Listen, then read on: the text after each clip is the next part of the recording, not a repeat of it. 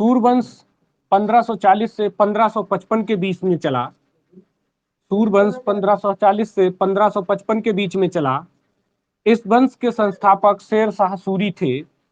इनका जन्म जो था 1486 ईस्वी में हुआ और इनके बचपन का नाम फरीद खां था। इनके बचपन का नाम फरीद खां था। इनके पिता का नाम हसन खां था। इनके पिता का नाम जो था वो हसन खां था। और हसन खां जो थे वो सासाराम के जमींदार थे। सासाराम के जमींदार थे जो बिहार में पड़ता है। जो बिहार में पड़ता है। तो याद रखेंगे सूर्यवंश जो था वो 1540 में चला। 1540 से स्टार्ट होकर के 1555 तक का जो कार्यकाल था वो सूर्यवंश का कार्यकाल था। और इस सूर्यवंश की स्थापना जो की थी वो की थी हमारे शेर शाह सूरी ने। किसने की थी? शेर शाह सूरी ने। और इनके बचपन का नाम जो था वो फरीद खां था। इनके बचपन का नाम जो था वो फरीद खां था। इनके पिता का नाम जो था वो हसन खां था। और इनके जो पिता जो हसन खां थे वो सासाराम के जमींदार थे। इतना क्लियर हो जाता है? ठीक है। अब हसन खां जो था, हसन खां शेर शाह सूरी की पहली पत्नी का लड़का था। बात समझ रहे? हसन खां जो था वो हसन खां की पहली पत्नी का लड़का शेर शाह सूरी था। बात समझ रहे? यानी कि जो इनकी हसन खां था, इनकी 4 शादियां हुई थी। कितनी शादियां हुई थी? 4 शादियां हुई थी। और इन 4 शादियों में 8 लड़के थे। कुल कितने लड़के थे? 8 लड़के थे। और जो शेर शाह सूरी था वो इनकी पहली पत्नी का लड़का था।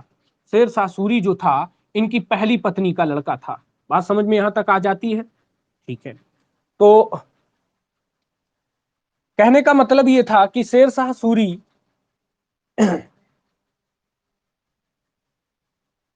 जो था इसके पिता के साथ अच्छे संबंध नहीं थे। पिता से अच्छे संबंध ना होने के कारण इसने शिक्षा के लिए ये बाहर चला जाता है। और शिक्षा जो है ये जौनपुर में प्राप्त करता है। शिक्षा जो है ये जौनपुर में प्राप्त करता है। क्योंकि इसके संबंध अच्छे ना होने के कारण शिक्षा लेने के लिए जौनपुर जाना पड़ा इसे। और इसके बाद शेर शाह सूरी जो था, इसका जो बचपन का नाम था फरीद खां था। क्या था?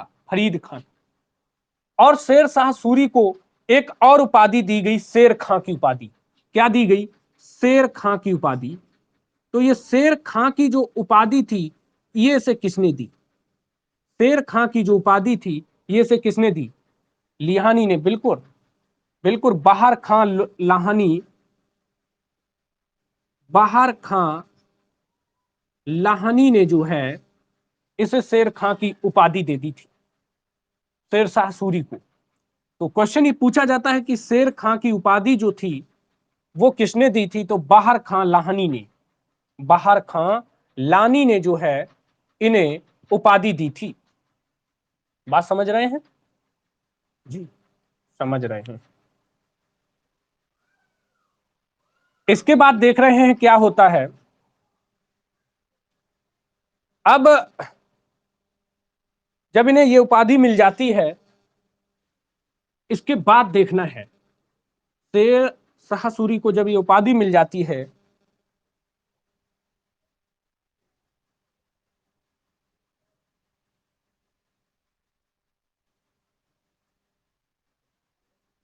आगे क्या होता है कि पिता की मृत्यु हो जाती है।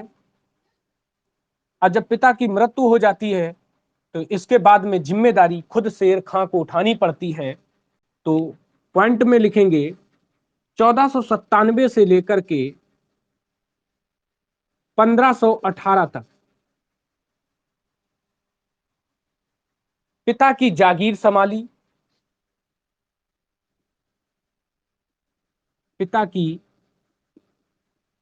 जागीर संभाली। यानी 1497 से लेकर के 1518 तक पिता की जागीर संभाली। और बाद में क्या होता है, ये इसे भी छोड़ करके चला जाता है। छोड़ करके चला जाता है। अब चला वो इसलिए जाता है क्योंकि पिता से अच्छे संबंध नहीं थे, तो जब संबंध अच्छे नहीं थे तो इसलिए क्या किया, उसने इस पद को छोड़ दिया। इसके बाद वो जाता है दक्षिण बिहार।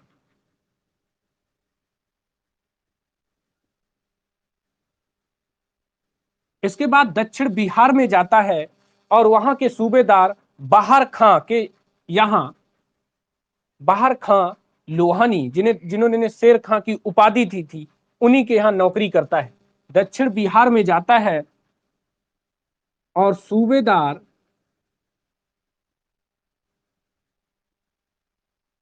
बाहर खां लाहनी के यहां नौकरी करते हैं।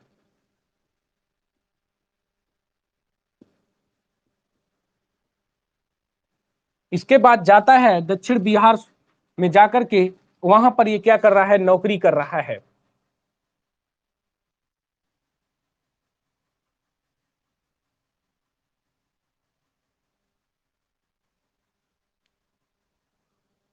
इसके बाद में क्या होता है, जब ये वहां नौकरी करता है तो बाहर खां जो था वह स्वयं को मोहम्मद शाह के नाम से, बाहर खां स्वयं को मोहम्मद शाह के नाम से, अपने को के नाम से अपने को स्वतंत्र शासक घोषित कर देता है।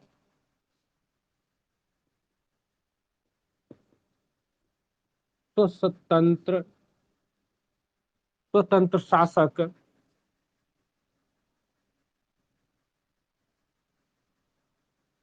घोषित कर देता है।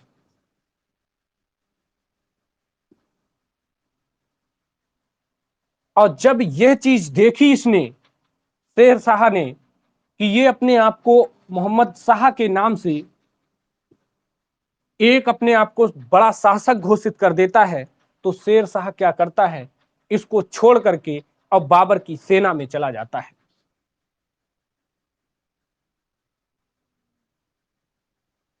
तभी शेर शाह बाबर की सेना में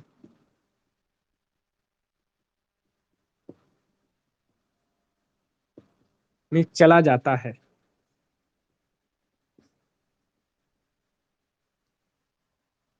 यहां तक बात समझ में आ गई है कि जब वो बाहर खां ने अपने को स्वतंत्र शासक घोषित कर दिया, तो क्या होता है, शेर शाह बाबर की सेना में चला जाता है।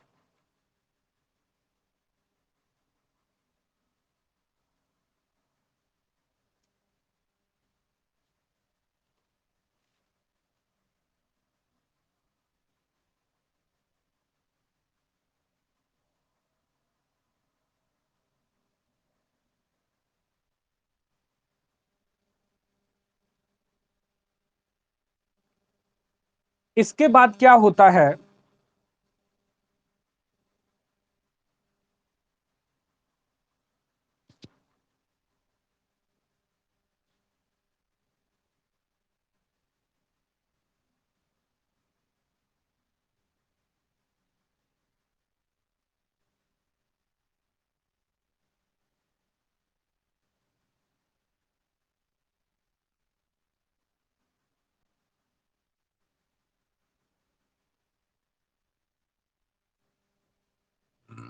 इसके बाद में एक बात शेर शाह कहता है,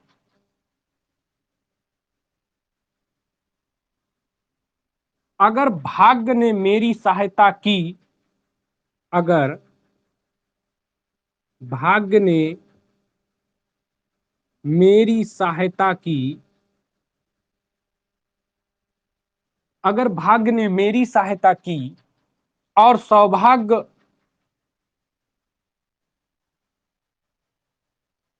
सौभाग्य मेरा मित्र रहा,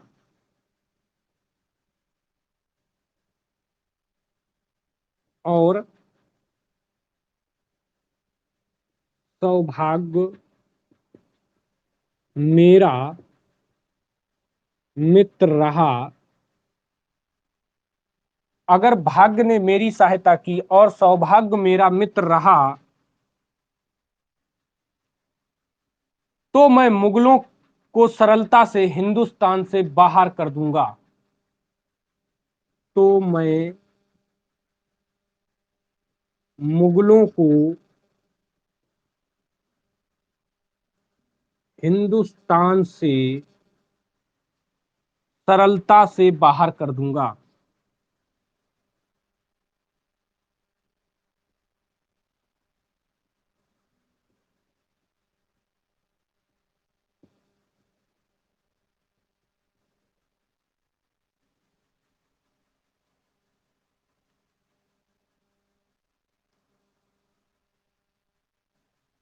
बात समझ में आ गई? अगर भाग्य मेरी सहायता की और सौभाग्य मेरा मित्र रहा तो मैं मुगलों को हिंदुस्तान से बाहर कर दूंगा। ये बात किसने कही थी? ये बात जो है शेर शाह सूरी ने कही। शेर शाह सूरी ने कही। अब कौन छात्र बताएगा कि ये बात कही थी तो किस युद्ध के दरमियान कही थी?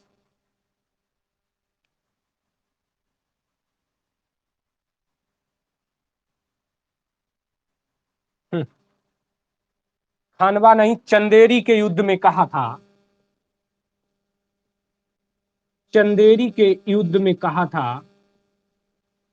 चंदेरी का युद्ध पता ही होगा कब हुआ था? 29 जनवरी 1928। 29 जनवरी 1928 को चंदेरी का युद्ध जो था वो 29 जनवरी 1928 को हुआ था।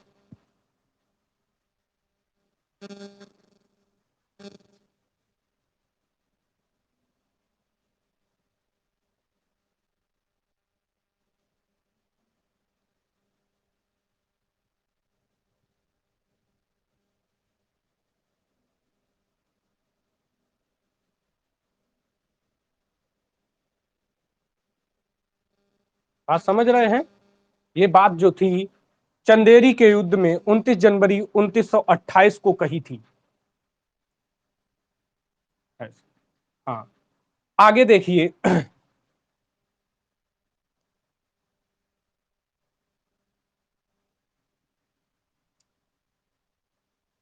इसके बाद क्या होता है?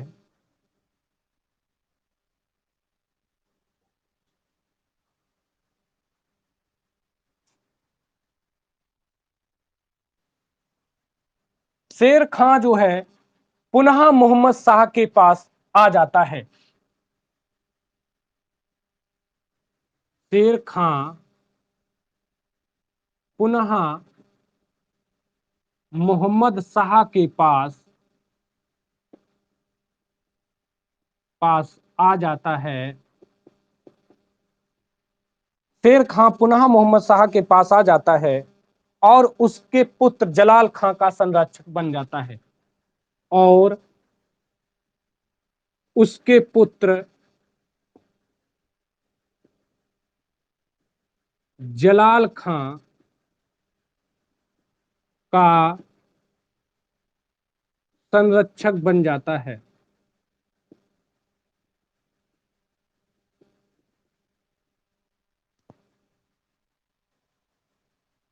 शेर खां जो था वो पुनः मोहम्मद शाह के पास जाता है और वहां दोबारा से क्या होता है, जलाल खां उसका जो पुत्र था उसका संरक्षक बना दिया जाता है।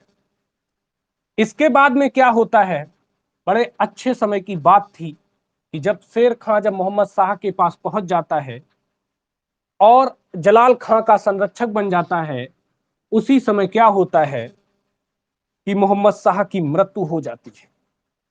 और जब मोहम्मद शाह की मृत्यु हो जाती है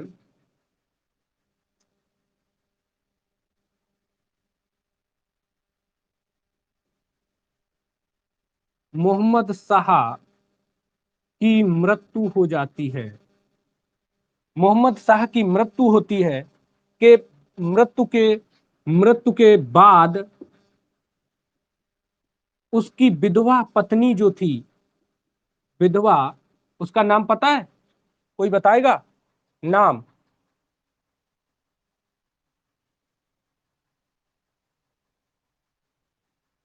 पता है किसी को? नहीं पता, कोई बात। दूदू खां, दूदू बेगम, दूदू बेगम, क्या नाम था? दूदू बेगम ने उसे जलाल खां का शासक और संरक्षक बना दिया। दूदू बेगम ने जलाल खां का प्रधान और संरक्षक बना दिया।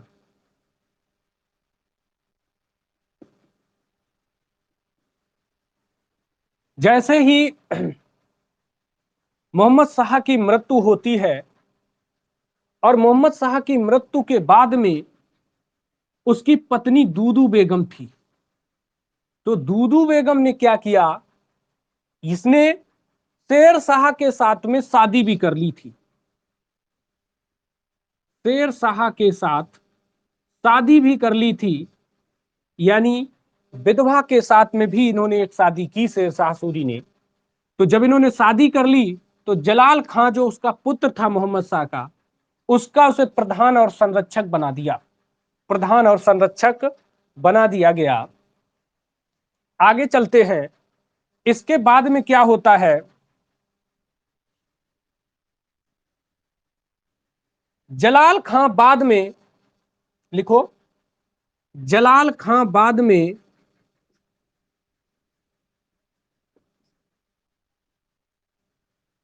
जलाल खां बाद में अफगान सरदारों के साथ बंगाल भाग जाता है।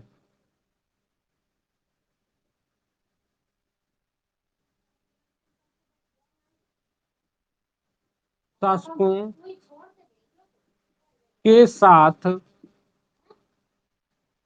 अफगान शासकों के साथ बंगाल भाग गया।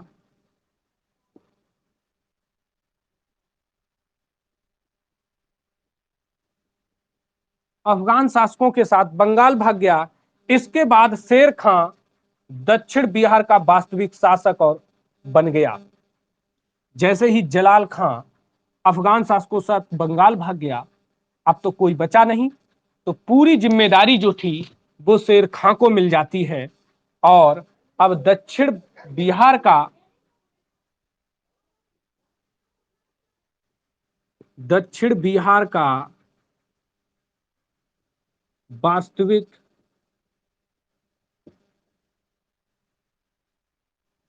शासक बन जाता है। दक्षिण बिहार का वास्तविक शासक बन जाता है। भाई जलाल खां के चले जाने के बाद में फिर क्या हुआ, उसे वहां का शासक बना दिया जाता है।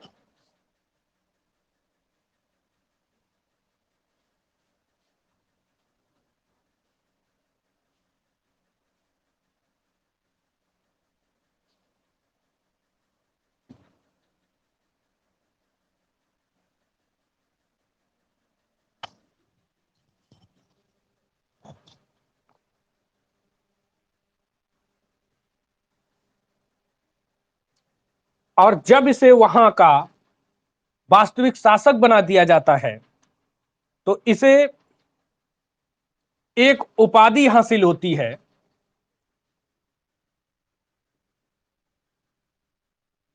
एक उपाधि हासिल होती है। वह उपाधि बताएगा कोई, कौन सी उपाधि हासिल होती है?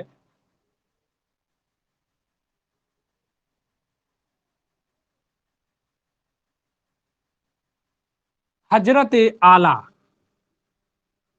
हजरत ए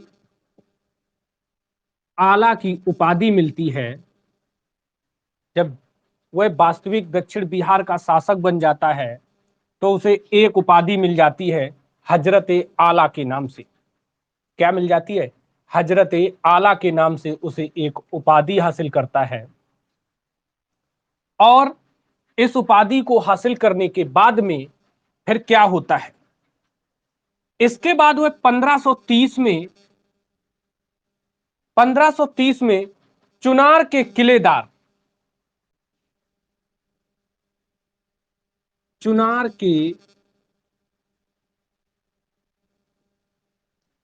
के किलेदार ताज खां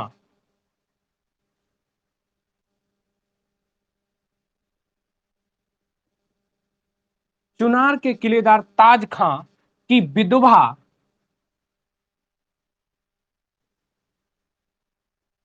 विधवा पत्नी जो थी वो थी लाड मलिका।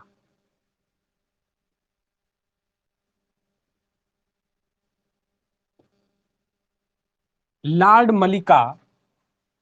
इस लाड मलिका में क्या है, जो पत्नी थी इसकी लाड मलिका से विवाह कर लिया इसने।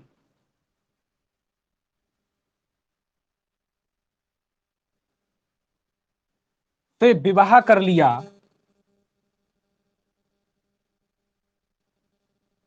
विवाह कर लिया और चुनार किले पर अधिकार कर लिया। और चुनार किले पर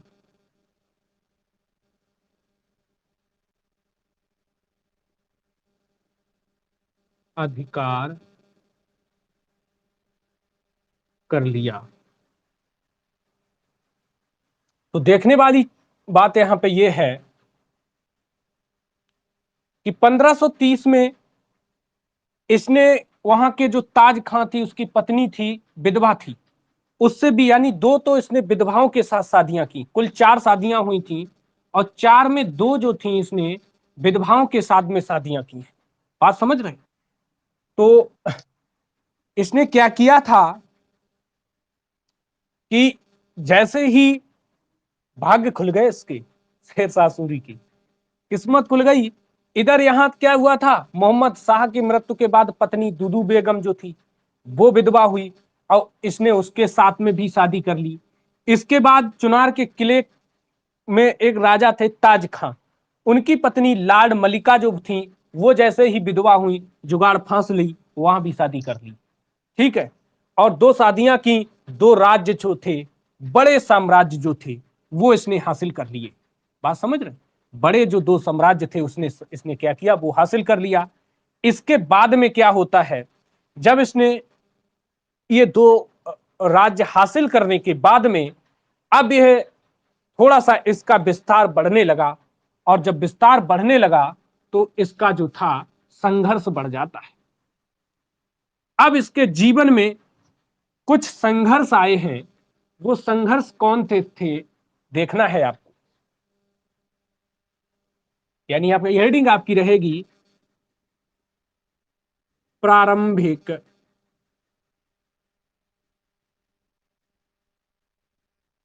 संघर्ष। यानी प्रारंभिक संघर्ष जो है वो इसके कौन कौन से हैं।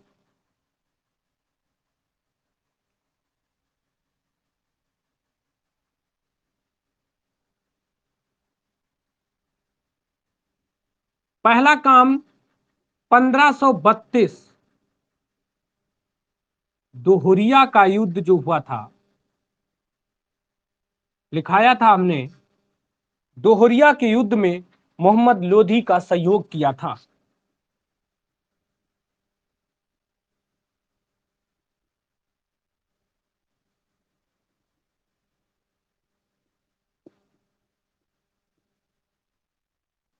तो इसका एक पहला संघर्ष जो था, इसने क्या, दोहरिया के युद्ध में मोहम्मद लोधी का सहयोग किया था। जब हम पढ़ा रहे थे तब बताया भी था, जब हुमायूं वाला पढ़ा रहे थे दोहरिया के युद्ध में, बताया था कि यहाँ पर जो है शेरशाह सूरी ने इसका सहयोग किया। और इसके बाद शेरशाह सूरी में इसके बारे में डिस्कस करेंगे। और जब इसने उसकी दोहरिया के युद्ध में मोहम्मद लोधी का सहयोग किया था और इस बात से राजा हुमायूं को गुस्सा आ गया था, यानी उसे इस बात की चिढ़ थी, तो उसने क्या किया था, इसने जो चुनार का राज्य जो हड़प किया था, ये विधवा की पत्नी के साथ शादी करके जो इसे चुनार का राज्य मिला था, वहां का ही शासक था, वहीं पर 1532 में फिर हुमायूं ने क्या किया, हुमायूं ने जो था चुनार की घेराबंदी करवाई, चुनार की घेराबंदी करवाई घेराबंदी करवाई, और जब चुनार की घेराबंदी करवाई तो अब यहां पर जब हुमायूं ने घेराबंदी करवाई, ये थोड़ा कमजोर शासक, इसे लगा कि हम हुमायूं से पार नहीं पा पाएंगे, तो इसने क्या किया, संधि का प्रस्ताव भेज दिया हुमायूं के पास में। क्या भेज दिया था, संधि का प्रस्ताव भेज दिया था। और उस संधि के प्रस्ताव में ही, उस संधि के प्रस्ताव को हुमायूं ने मान लिया था। हुमायूं ने क्या लिया था, मान लिया था, और बिना युद्ध किए ही मान गया था, मान गया था ना। और इसने क्या किया था, जब हुमायूं, इसी जगह से तो हुमायूं कमजोर शासक बन गया था। कमजोर शासक होने का मुख्य कारण जो हुमायूं का था, यही था कि जो इसने संधि कर ली थी शेर शाह सूरी के साथ में, और अपने बेटा, इसका एक जो बेटा था, अपना बेटा कुतुब खां, अपना बेटा जो कुतुब खां था, वो हुमायूं की सेवा के लिए भेज दिया था।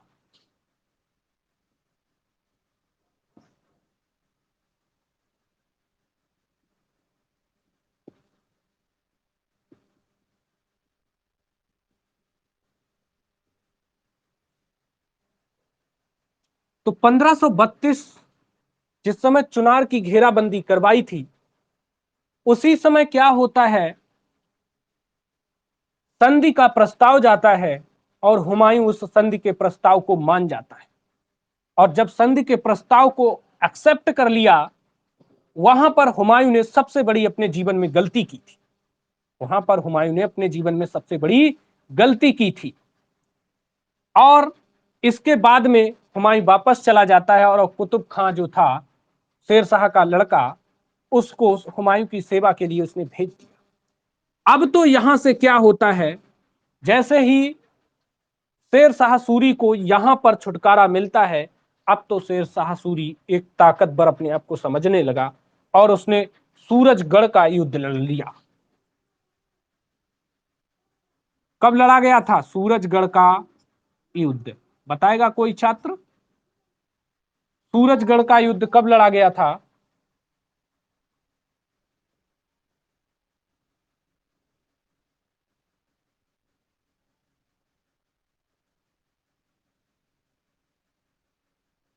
किसी को नहीं पता?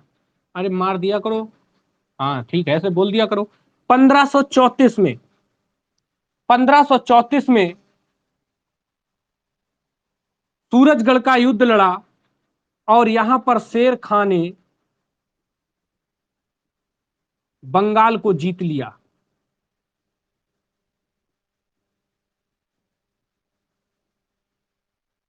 और जैसे ही बंगाल को जीता है, अब शेर खां जो था 3 जगह शासक बन जाता है। अब तो कहने की क्या है। इसके बाद में शेर खां जो था, वो चौसा का युद्ध,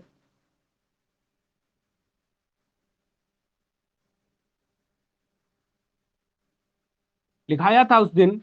चौसा का युद्ध जो था 1538 में, आंसर नहीं आ रहे क्या बात आज, 1538 में, जी जी जी, बिल्कुल सही है, 1539 से गलत आंसर, 1539 है।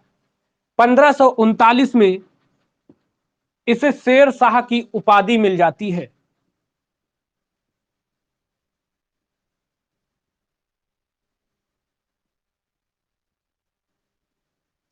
शेर शाह की उपाधि मिल जाती है।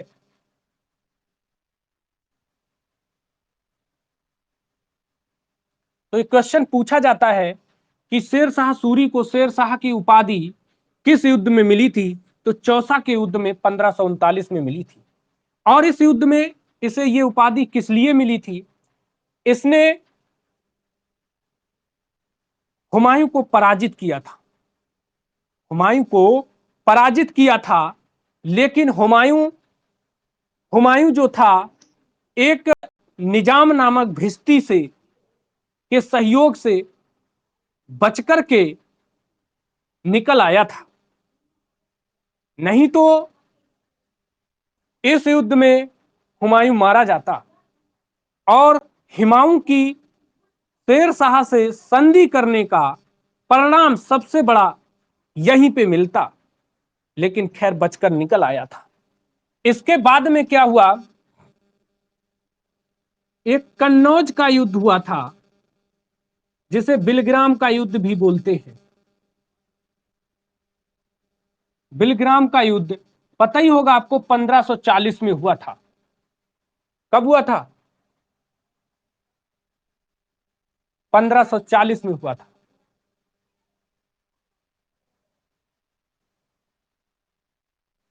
और जैसे ही 1540 में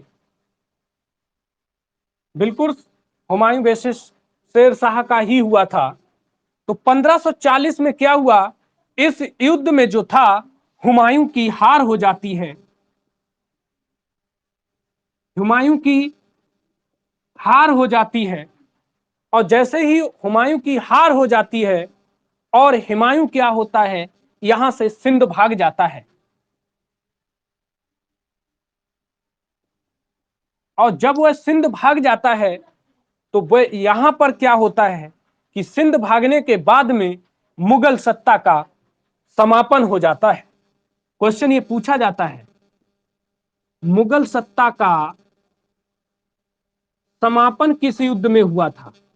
तो मुगल सत्ता का समापन जो था, वो कन्नौज के बिलग्राम युद्ध जिसे बोलते हैं, इस युद्ध में जो था मुगल सत्ता का समापन हो जाता है। और इसी युद्ध से सूरवंश की स्थापना हो जाती है। सूरवंश की स्थापना हो जाती है। सूरवंश की स्थापना हो जाती है।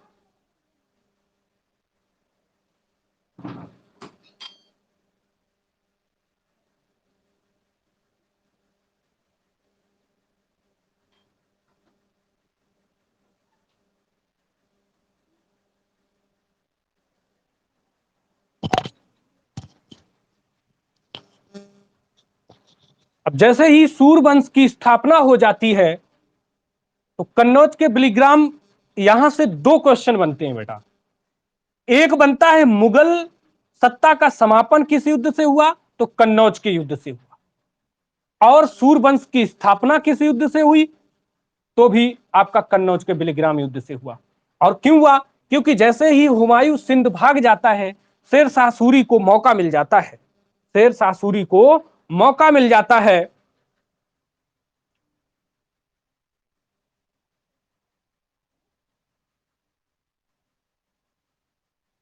और जब शेर शाह सूरी को मौका मिल जाता है, तो सूरवंश की वह स्थापना कर देता है, यानी सूरवंश का नींव डाल देता है। तो सूरवंश यहां से शुरू हुआ है। कब? अब जाकर आपको सूरवंश जो था वह 1540 से शुरू होकर के 55 तक चला है। 1555 तक सूरवंश चलता है। और इसकी स्थापना आपको अच्छे से पता ही है कि शेर शाह सूरी ने की थी। शेर शाह सूरी ने की थी। तो सूरवंश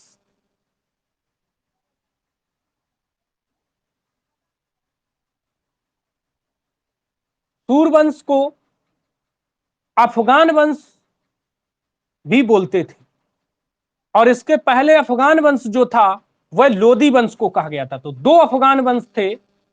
अफगान वंश कितने थे? दो अफगान वंश थे, एक लोधी वंश और एक सूर वंश। ये दो जो थे अफगान वंश थे। इसके बाद सूर वंश जब स्थापित हो जाता है, तो अब हमें देखना है इसका साम्राज्य विस्तार क्या था।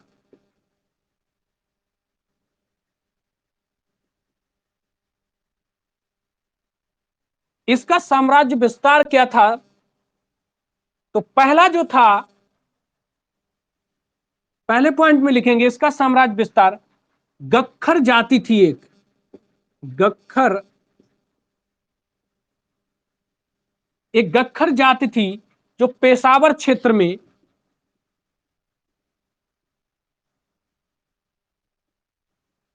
एक गक्खर जाति थी जो पेशावर क्षेत्र में 1541 में आक्रमण किया।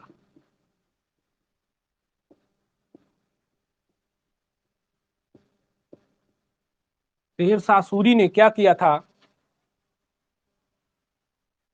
गख्खर जाति को, जो एक पेशावर क्षेत्र था, उसमें 1541 में इस पर आक्रमण किया था।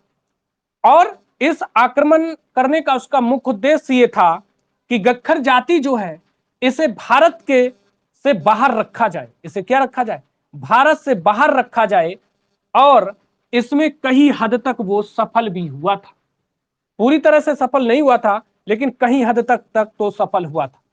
इसके बाद एक और उसका विस्तार किया था उसने, बंगाल के विद्रोह को दबा दिया था। बंगाल के विद्रोह को दबाया। बंगाल के विद्रोह को जो था वो दबाया था, ये भी उसने 1541 में ही। 1541 में एक और साम्राज्य विस्तार जो किया था, वो बंगाल के विद्रोह को दबाया था।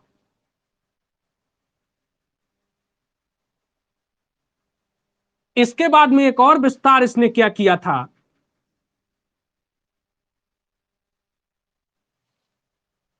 एक और विस्तार इसने किया था मालवा के मल्लू खां।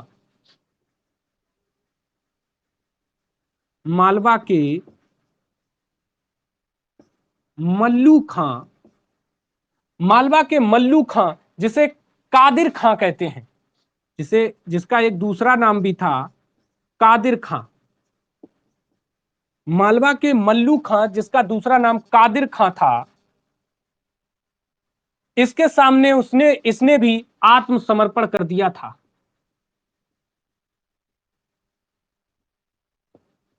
आत्मसमर्पण कर दिया। इसके बाद में क्या होता है, ये 1542 में आत्मसमर्पण कर दिया इसने। जब ये साम्राज्य विस्तार मिलने के बाद में इसने सोच लिया शेरशाह ने कि अब इधर का क्षेत्र तो हमारे, मुगलों को तो हमने अपने, मुगलों को तो भगा ही दिया है, मुगलों से तो कोई डर नहीं था। लेकिन शेरशाह सूरी को एक डर था राजपूतों से। क्या था? राजपूतों से डर था। और उस राजपूतों के डर से उसने क्या किया, राजपूतों पर आक्रमण करना शुरू किया। और एक उसने आक्रमण किया था रायसीन पर। रायसीन पर 1543 में राजा पूरनमल यहां के राजा थे। राजा पूरनमल यहां के राजा थे।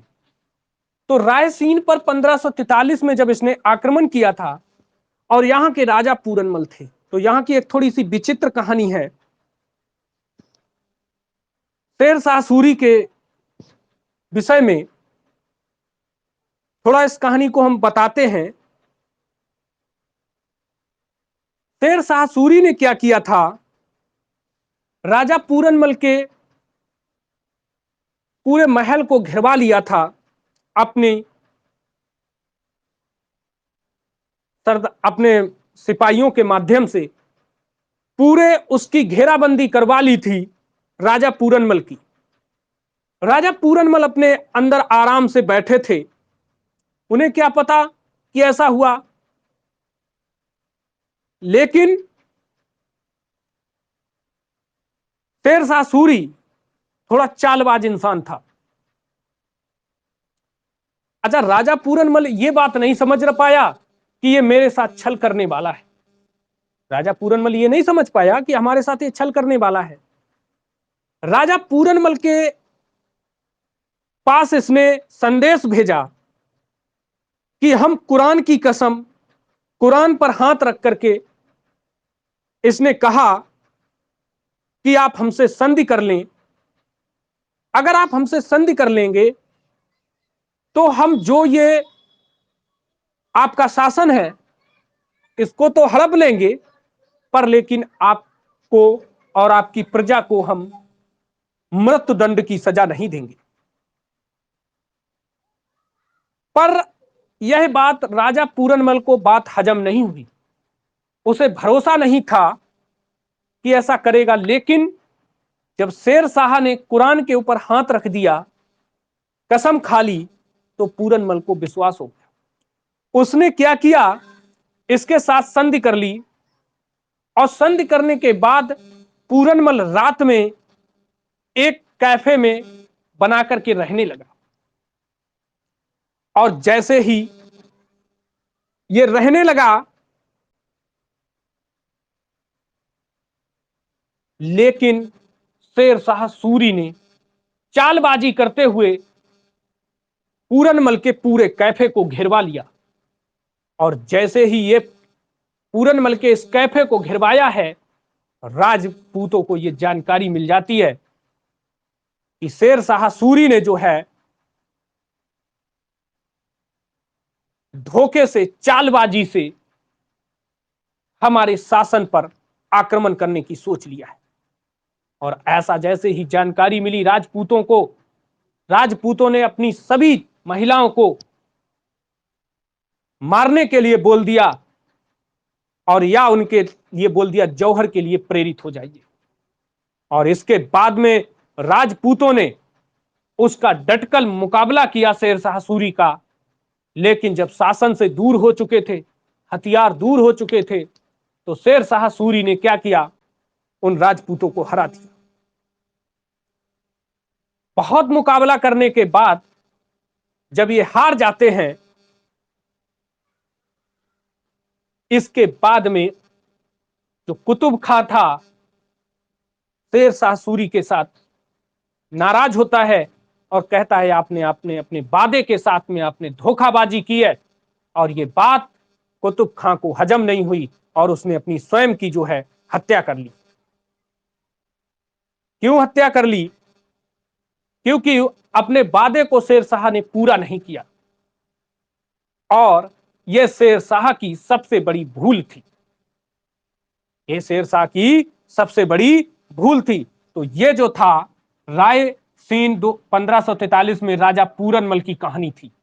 ठीक है, राजा पूरनमल की किस तरह से चालबाजी से उसका राज्य हड़पा था शेरशाह ने, और शेरशाह की यह सबसे बड़ी भूल मानी जाती है। इसके बाद में क्या होता है, मारवाड़ जो 1544 में यहां के राजा जो थे मालदेव थे। यहां के राजा कौन थे? मालदेव थे, जो राजपूत राज्य जोधपुर, राजपूत राज्य जोधपुर, यहां की भी एक जटिल कहानी है। यहां की भी एक बहुत ही जटिल कहानी है। मारवाड़ 1544 में राजा मालदेव और राजपूत राज्य जो जोधापुर थे, जोधपुर था, इसमें भी क्या किया, हरामडाड़े लगी हुई थी। इन्होंने क्या किया, एक फर्जी लेटर बनाया शेरशाह सूरी ने, और उस फर्जी लेटर मालदेव के पास भेज दिया।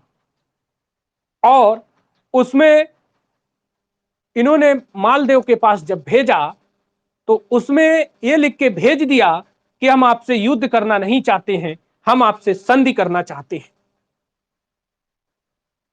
और यह लेटर किसी माध्यम से मालपुर के राजा मालदेव के पास पहुंचा दिया गया। और यह जानकारी जब मालदेव को मिली, तो मालदेव इस संधि के लिए तैयार हो जाता है। लेकिन जैसे ही मालदेव के दो सिपाही थे जो बहुत ही वरिष्ठ थे, जिनका नाम जैता एवं कुंपा था, जैता एवं कुंपा था, वह इस संधि के लिए बिल्कुल तैयार नहीं हुए।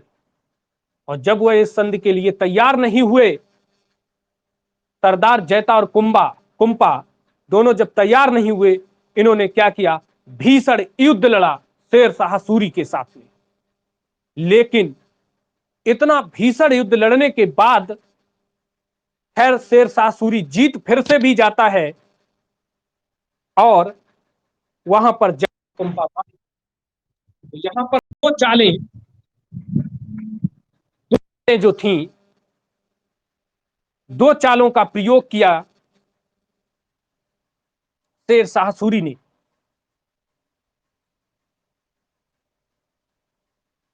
और इसकी दो ये चालों की वजह से ही बाद में जब 1544 में शेर शाह ने फिर एक बात कही, भाई धोखे से दो राजाओं को पराजित करना, तो वहां पर एक बात कही इसने,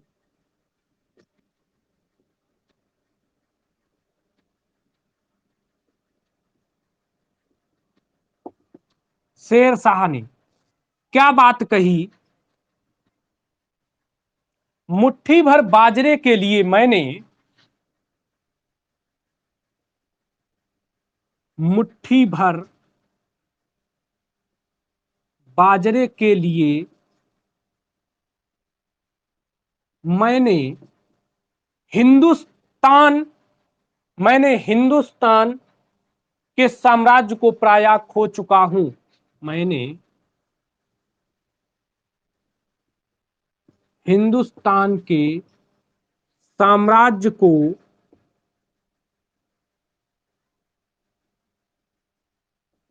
प्राय हो चुका हूं। ये बात कही थी इसने, शेर शाह सूरी ने, कि मुट्ठी भर बाजरे यानी एक छोटी सी सोच के लिए हमने कुरान जैसी कसम उठा ली और इसके बावजूद भी हम अपने बात पर नहीं टिके। लेकिन इसके बाद 45 में इसकी मृत्यु हो जाती है और पुनः पुनः राजा मालदेव, मालदेव एक वर्ष बाद मारवाड़ का शासक बन जाता है।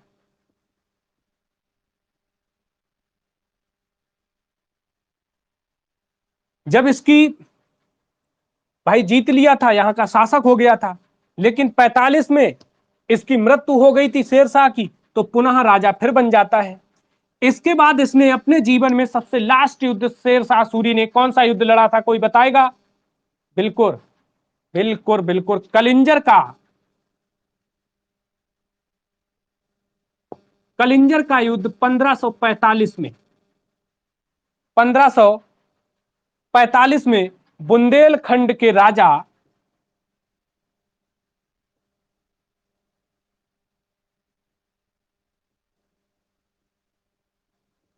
कीरत सिंह, बुंदेलखंड के राजा कीरत सिंह थे जो थे, उनके साथ में इन्होंने लास्ट युद्ध लड़ा था। यहां पर तो सुनने में यह आया था कि ये युद्ध करने गए और इन्होंने घेराबंदी की और इन्हीं के एक सरदार ने अस्त्र चलाया और वो अस्त्र से जो था क्या, वो जाकर के दीवार में लगकर लौट करके वापस इनके लग गया था आके, और इनके लगने से इन्हें आकर के कुछ दिन थोड़े से हालात ठीक नहीं रहे और इसके बाद में इनकी 22 मई 15 सॉरी हाँ जी 1545 ईस्वी में मृत्यु, 1545 ईस्वी में मृत्यु हो गई थी। और ये मृत्यु जो हुई थी उक्का नामक स्थान में हुई थी, आग्नेय शास्त्र के कारण, आग्नेयास्त्र के कारण, आग्नेयास्त्र के कारण इनकी मृत्यु हुई थी।